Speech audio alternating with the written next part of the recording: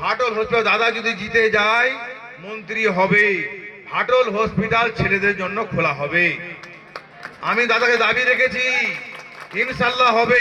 আপনারা দোয়া করুন। 1 নাম্বার। দ্বিতীয় নাম্বার, হাই স্কুলে দাদা প্রেসিডেন্ট, হারুনদা হচ্ছে হেডমাস্টার। এই স্কুলের কাছ থেকে স্কুলের জমি আমরা 3 বিঘা নিয়েছি। 3 বিঘা জমি আমাদের পঞ্চায়েতের আন্ডারে আছে, সবার জন্য আছে। এই 3 বিঘা জমিতে আমরা গার্লস স্কুল করব। দাদার কাছে আমরা দাবি রেখেছি, দাদা বলেছে আগামী দিনে আমি এটাও করে দিব। দ্বিতীয় নাম্বার। তৃতীয় নাম্বার হচ্ছে দীর্ঘদিন ধরে স্বাধীনতার পর থেকে অনেক এমপি এমএলএ মন্ত্রী ছিল, আমাদের নোনা ব্রিজ করতে পারেনি।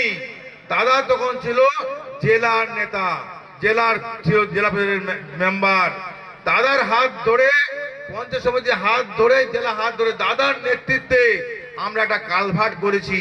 এই কালভার্টটা যেন ব্রিজ হয়। দাদা বলেছে যে একটা শেরপুরে ব্রিজ খুব দরকার ছিল। ইসব তোর কালভার্টটা চলছে, চলুক ভাই, আগামী দিনে করে দেবো। শেরপুরে একটা 18 কোটি টাকা দিয়ে ব্রিজ করছে।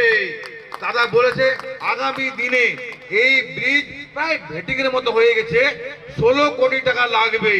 আগামী দিনে এই ব্রিজ হবে। 3টা দাবি আমরা রেখেছি। দাদার নেতৃত্বে আমরা যা পেয়েছি অনেক পেয়েছি।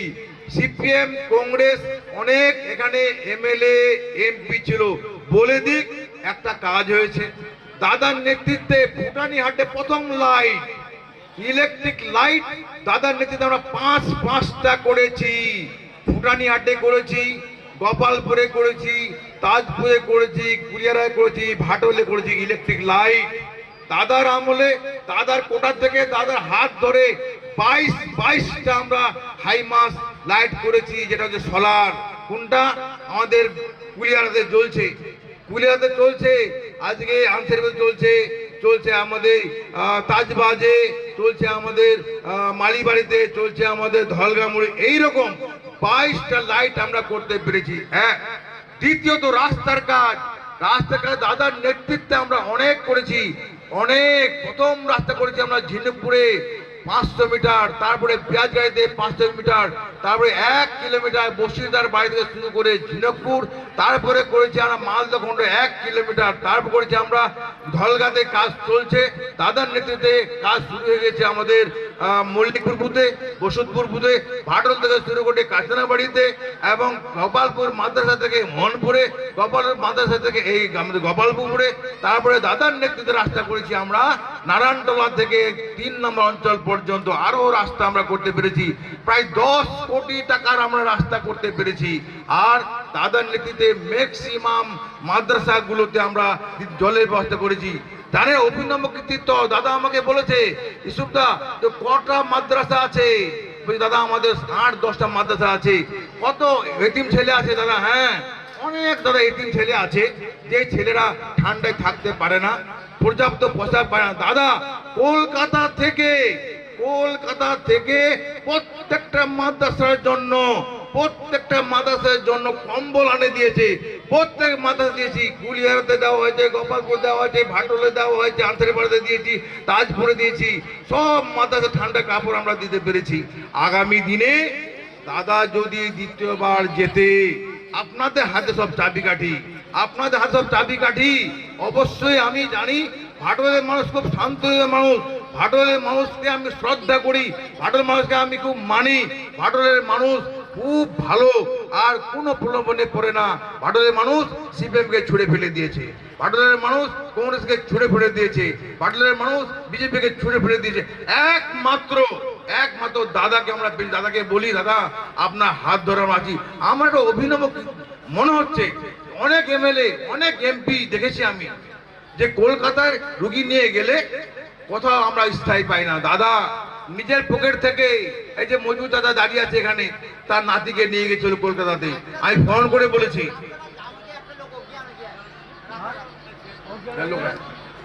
অনেক দেখেছি দাদার নেতৃত্বে, দাদার নিজের পকেট থেকে 15,000 টাকা করে একটা লোককে দেয় যে ভর্তির জন্য।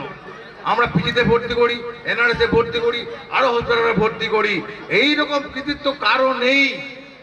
তারপরে আজ দাদা আমাদের সঙ্গে সব সময় অনবরত কাজের জন্য আমাদের সঙ্গে থাকে।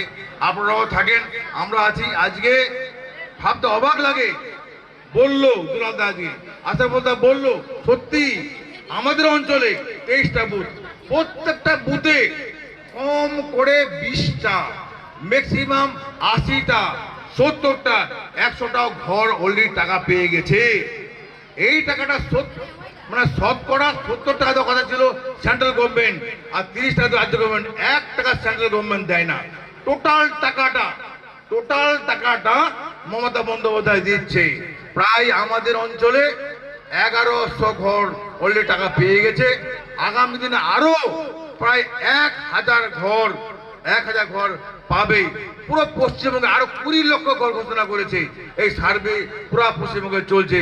আশা করি টোটাল টাকাটা হচ্ছে মমতা বন্দ্যোপাধ্যায়ের টাকা। এই শুধু ঘর দিয়ে থেমে থাকেনি, এত প্রকল্প দিচ্ছে, জনমুখী প্রকল্প।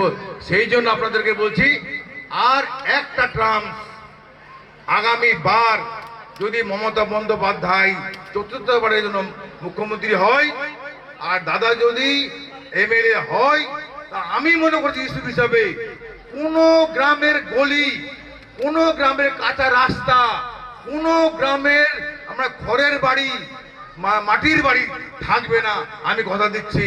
আর আগামী দিনে দুলালদা বলল, সত্যি বাস্তব কথা, 80,000 বুথ রয়েছে আমাদের পশ্চিমবঙ্গে।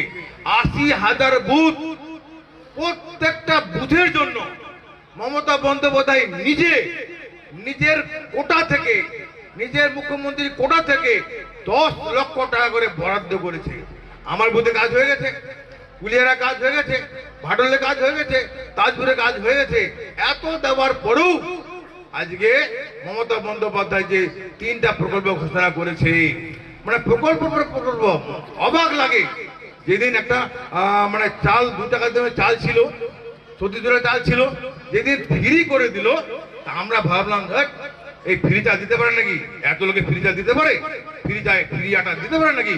এই সামনে ভোট, 21-এ ভোট, সেই জন্য ফ্রি করেছে। মমতা বন্দ্যোপাধ্যায় বলে দিয়েছে, যতদিন এই গভর্নমেন্ট থাকবে, যতদিন মমতা বন্দ্যোপাধ্যায়ের দল মুখ্যমন্ত্রী থাকবে, ততদিন চাল আর আটা ফ্রি পাবে।